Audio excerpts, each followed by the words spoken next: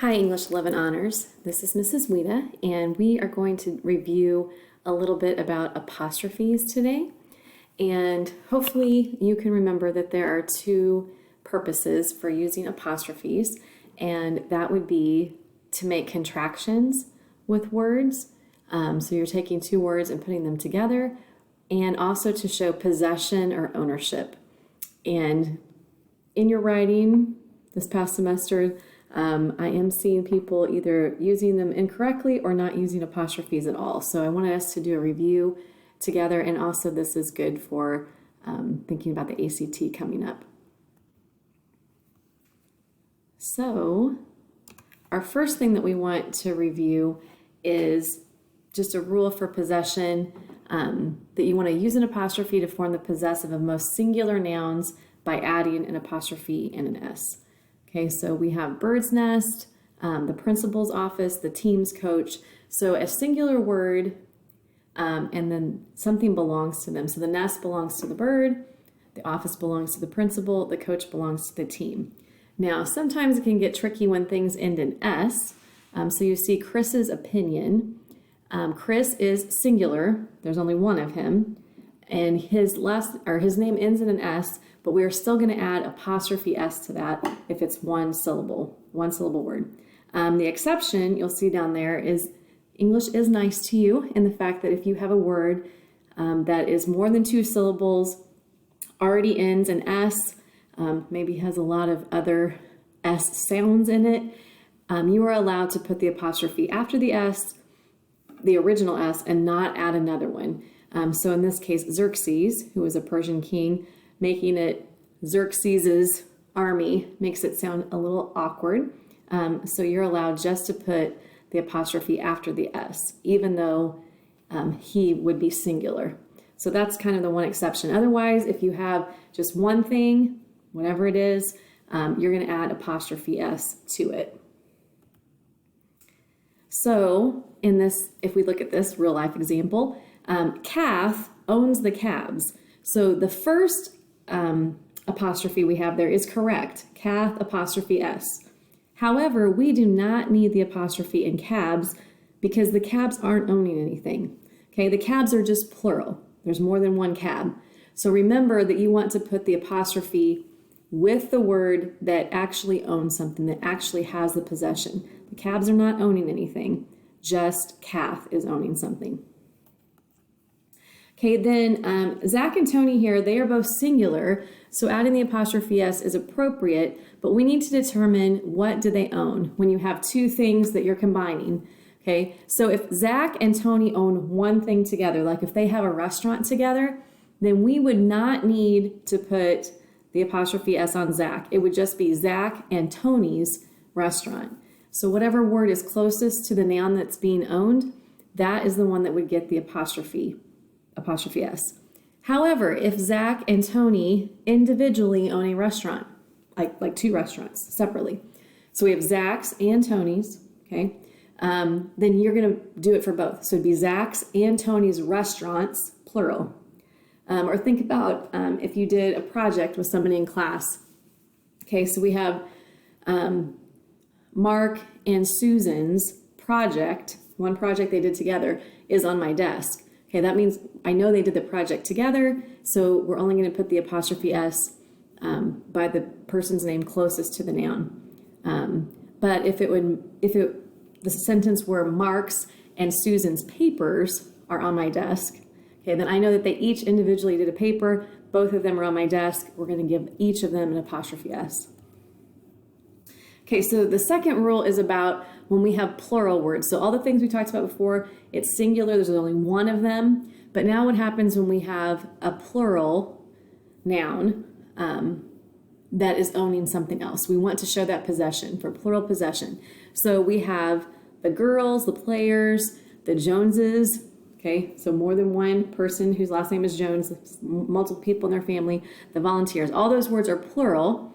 Okay, so the rule tells us use an apostrophe to form the possessive of a plural noun ending in S by adding only an apostrophe. So it already ends in S because it's plural. So we are allowed to just put the apostrophe after the S. Okay. Okay, so that's what you have to look at. If you're reading something else and that you're correcting it, you want to make sure, do I know first, is this a singular or a plural word, and is it showing possession? Okay, because then that's when I know I need to use an apostrophe. If it's singular, I'm going to add apostrophe S. If it's plural, I'm going to put the apostrophe after the S. Okay, then we do have some irregular nouns, that when they form the plural, it does not end in S. Okay, for instance, man. Okay, if we have more than one man, we have men. One man, two men. Same thing for a child. Okay, we have one child, but we have multiple children. So those words, when we make them plural, do not end in S. And so when we make them possessive, we are actually going to add apostrophe S. Okay, so that is the one exception to the plural possessive rule of putting the apostrophe after the S. So to see that kind of all together here, you can see on one side I put the singular words, the other side have the plural. The normal ones are at the top there. So we have the dog's tail, but the dogs, plural, tails, with the apostrophe after it. We have the books pages. We have one book, but then we have multiple books. We're going to put it after, the apostrophe is going to go after the S. Then those irregular words like woman becomes women, tooth becomes teeth, and person becomes people. And in those cases, we're going to add apostrophe S to them to make them possessive. Okay, then rule number 3, there are certain words that are pronouns that are possessive all by themselves. Okay, they are called possessive personal pronouns. And we do not need apostrophes for them because they're already showing possession. So they give you, or I'm giving you some examples there.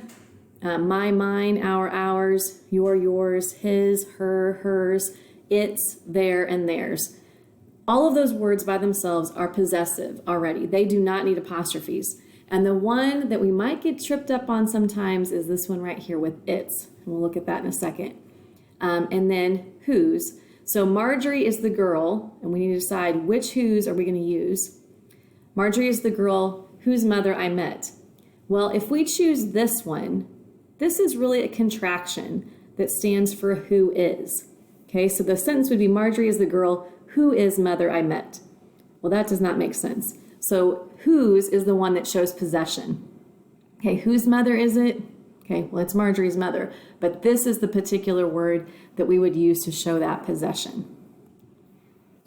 Okay, and then with indefinite pronouns like another, each, nobody, etc., you're going to add apostrophe S because those words are singular. However, there's one down here I want you to see, do not mind anyone else's business. Okay, we don't put do not mind anyone's else business. And hopefully that sounds weird to us. But if you have the else, then that's where the apostrophe S is going to go. Do not mind anyone else's business. And then the other use of apostrophes besides possession is to make a contraction. So we are shortening words. So think about like contracting your muscles. Okay, so we're shortening things. We're taking the two words, we're shortening them, and wherever we took out letters, we omitted letters, is where the apostrophe goes. So we have I'm, which stands for I am. We took out the A. We're instead of we are. Isn't instead of is not. It's, which stands for it is in this case. Would've, which is would have. Okay, sometimes in writing I see people write would and then OF, would've, because when we say it, that's what it sounds like. But that is not what it stands for. It stands for would have. So we want to make sure that this is a VE that we're putting here. And this is actually one that I've seen pop up on the ACT, guys. So make sure it's would've with the VE. And then he is. And there's lots and lots of other examples of contractions that I'm sure you can think of. But we want to make sure we are not confusing contractions with possessive pronouns. Okay, so it's here stands for it is. It's late. It is late. But in the other sentence, its wing is broken. Okay, so we're talking about a bird, probably. The bird's wing is broken. Its wing is broken. It's by itself, its, is that possessive personal pronoun, okay, when it's not male or female, it's just the neuter version, okay? So its wing is correct as it is. It does not need an apostrophe, because if we put one in, then that word becomes it is, the contraction for it is. So don't confuse those two as much as you can. Okay, and I want you to see a real life reason why I want you to use apostrophes correctly and punctuation in general is that, someday this could be you as a real estate agent or whatever business you have. Your name, your picture is on a business card, on a poster. We do not want this to be you, okay?